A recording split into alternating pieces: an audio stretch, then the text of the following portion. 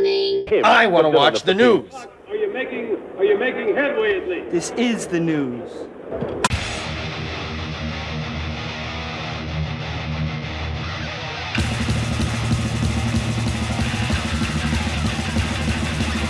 Smack-a-ma-gob, it's time for the only news that matters on Kiss Wednesday.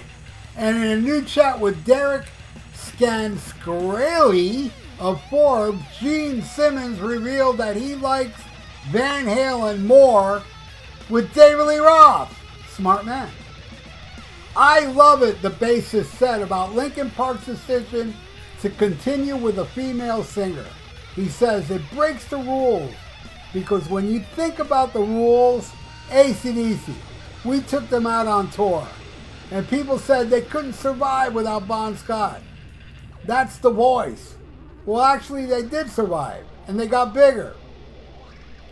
Well, once you get your new lead singer, you can't get rid of him. No, actually, Axl Rose did a terrific job. If he was in AC/DC or Guns N' Roses, they would have been great. Both of them. Because it was convincing. Van Halen, a band I supposedly discovered, he didn't. Or found, yeah, you kind of found them, but you didn't do shit. They had signed to me and all that. And I personally preferred the David Lee Roth-Era Van Halen. It was great. There was nobody like him. It changed what lead singers were. Once David Lee Roth left, oh boy, that's the end of it. No, actually, they literally got bigger with Sammy Hagar, which is a lie. They didn't become bigger. They didn't become smaller, but they didn't become bigger than when they were David Lee Roth. They did it. There's so much proof of that, but I'll keep reading. Gene added all these rules. Genesis, they lost Peter Gabriel. It's over. No. Once Peter Gabriel left, Genesis became a stadium band with a drummer who came up, from the back, and all the rules. Who made the rules anyway? It's rock and roll. There are no rules. Simmons talked about the Roth-Era Van Halen one more time earlier this month. He said, with Van Halen in the early days, David Lee Roth was a god. On stage, nobody can touch him. So you couldn't imagine Van Halen without Roth. But you know what? Life actually happens while you're busy making plans. And AC/DC without Bon Scott became an even bigger band. So rules are pretty much made to be broken. Could AC/DC still be AC/DC with Axl Rose? Sure they could. Because it's either convincing or it's not. Gene Simmons once again said he discovered Van Halen and helped them record a demo in New York, true. The demo didn't do anything. But his Kiss bandmates and manager didn't care. So he gave back the demo, canceled the contract, and let them go. Van Halen was then discovered by Warner Brothers and Ten Templeman that went to go see him in a bar and signed him on the spot. So those guys are who discovered Van Halen. I'm telling you, I've seen bands before they were big. I didn't discover none of them. And if I would have grabbed that local band and paid for their demo and tried to help them and it didn't work out, then I didn't discover them. I found them, I tried, I failed. That's what Gene Simmons should say.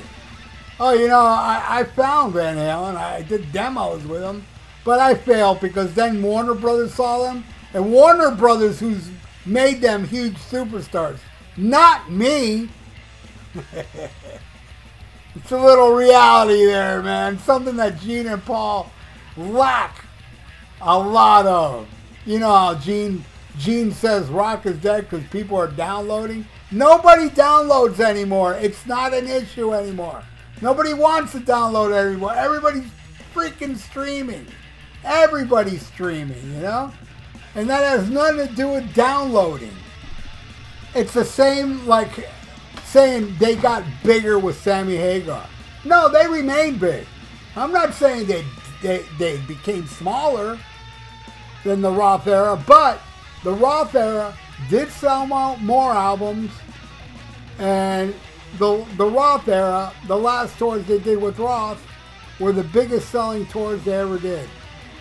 Alright? With Sammy Hagar joined the biggest band in the world at the time. Come on, who was bigger than Van Halen in 1984, 85? So whatever Van Halen was going to release, it was going to be good. It was going to do good. But it didn't do as good as the first Van Halen album. It didn't do as good as 1984. And 5150 is the biggest selling Vangina album. Okay? Sold something like what? 6, 7, 8 million? A lot of damn albums, I gotta say. A lot of damn albums. They were very popular before Sammy joined, so it just carried on. And for some odd, crazy reason, they kept releasing shitty albums that kept going to number one. Because they were very popular. More popular than with Dave? No, man. No. And you know, something that all Vangina love to bring up. They made number one albums. Yeah. I guess number one means a lot to you, right? Well, as far as Vangina songs, what Vangina songs went to number one? Pause the video and go on Google. And then come back so I can say, see? None. The only Van Halen single to go number one was Jump. Yeah. With Roth singing. Yeah. Sammy Hagar couldn't achieve a number one with their songs. They achieved number one with albums. And that's a great mystery to me because those albums suck. But also in defense of the people that like it, it's cool that you all like it. Look, I'm not bashing anybody that likes Vangina. That's okay. But I gotta say, I mean, I do feel this from the bottom of my heart. And you may see this as a flaw. But this is how I feel. As far as you like a Vangina more than Van Halen, I'm cool with that. But if you think Vangina was better than Van Halen, come on, dude. I mean, seriously. I say dude because no girl would think like that. Well, then again, yeah, girls would think like that. But anyway, my point is, actually, you know, the girls that were into Vangina, they ain't into Vangina anymore. Only the dorky guys. But I'm saying the dorky guys are dorky because they think it's better than the Dave years. David Lee Roth, and I hear the same thing. He can't sing and he's a clown. He's a clown. Yeah. God forbid you have fun with your music. And Sammy Belcher's not a clown with those fucking lyrics straight up to her lunch pail. He said that in one of the songs, straight up to her lunch pail. And another one he said was, I'd like to have that fine piece of real estate. That's not clownish behavior. It's clownish behavior in a bad way. Where Dave was a clownish behavior in a good way. I loved it. It was fun, man. Watch that Yankee Rose video or Hot for Teacher. It's just great. The spirit of fucking real rock, man. Not that jock rock bullshit that Vangina did with all the keyboards. When they did keyboards with Dave, that shit was awesome. I'll Wait is awesome.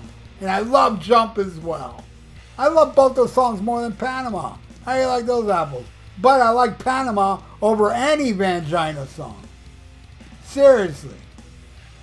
That's not the true spirit of rock and roll, man. That's the true spirit of getting your penis snipped. That's what those albums are. But, again, no offense to those that like Sammy Hagar more than Dave. You know?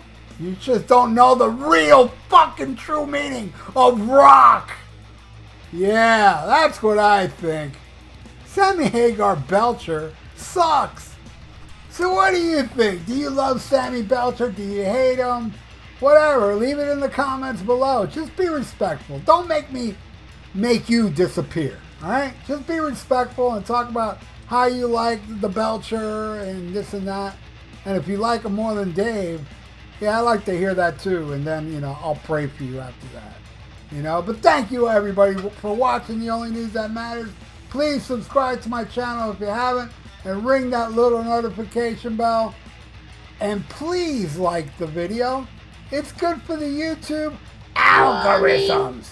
So stay frosty. Listen to the Van Halen 6-pack with Diamond David Lee Roth. And smack 'em a gob. Farewell and adieu to you fair Spanish ladies. Farewell and adieu, you ladies of Spain. For we've received orders for to sail back to Boston. And so never more shall we see you again.